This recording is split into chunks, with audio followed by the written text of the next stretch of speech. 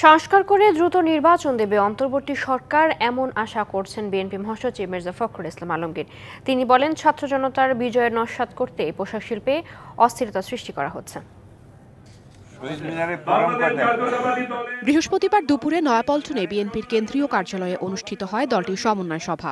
এ সময় বিএনপি মহাসচিব বলেন, ভারত থেকে বাংলাদেশের বিরুদ্ধে যে অপপ্রচার চালানো হচ্ছে তা দেশের ভাবমূর্তি নষ্ট করছে। অত্যন্ত পরিকল্পিতভাবে ছাত্র জনতার যে অভ্যুত্থান, এটাকে নস্যাৎ করে দেওয়ার জন্যে আপনার একটা চক্র কাজ করছে, এবং কারা কাজ করছে সেটা আপনারা জানেন। পতিত ফ্যাসিবাদ হাসিনা বিদেশে ভারতবর্ষে আশ্রয় নিয়েছেন, এবং সেখান থেকে যে অপপ্রচার চালানো হচ্ছে আপনার এই বাংলাদেশ সম্পর্কে, মানুষের সম্পর্কে, এই অপপ্রচারগুলো কখনোই গ্রহণযোগ্য হতে পারে না। অন্তর্বর্তী সরকারকে সংস্কারের সুযোগ দিয়ে মির্জা ফখরুল আশা করেন দ্রুতই তারা নির্বাচনমুখী হবে। আমরা সংস্কারের কথা সবাই বলেছি, সংস্কার প্রয়োজন সেটা আমরা বলেছি, কারণ গণতন্ত্রকে একেবারে ধ্বংস করে ফেলেছিল। জনগণের প্রতিনিধিদের শাসন, তাদের পরিচালনা, তাদের শাসন, জনগণের নির্বাচিত পার্লামেন্ট দিয়ে দেশ চলবে, সেই বিষয়টা যেন আপনার অবশ্যই দ্রুততার সঙ্গে আপনার সমাপ্ত হয়, সেটাই আমাদের প্রত্যাশা থাকবে।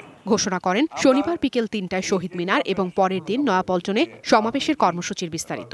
জানান, রবিবার বিভাগীয় শহরগুলোতে শোভাযাত্রা অনুষ্ঠিত হবে।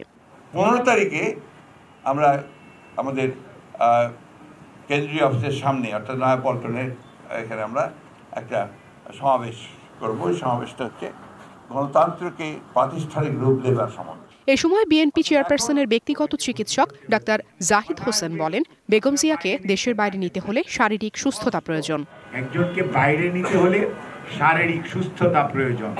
প্লেনে উঠতে হলে নেগেটিভ প্রেসার সহ্য করার মতো সুস্থতা থাকতে হয়।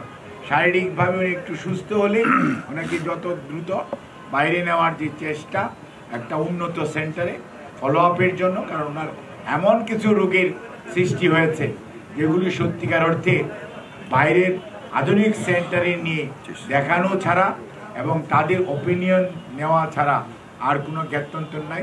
খালেদা জিয়ার জন্য গঠিত চিকিৎসক বোর্ড অনুমতি দিলে দ্রুত তাকে দেশের বাইরে নিয়ে যাওয়া হবে বলেও জানানো হয়। Afrin Anwar, DBC news, Dhaka.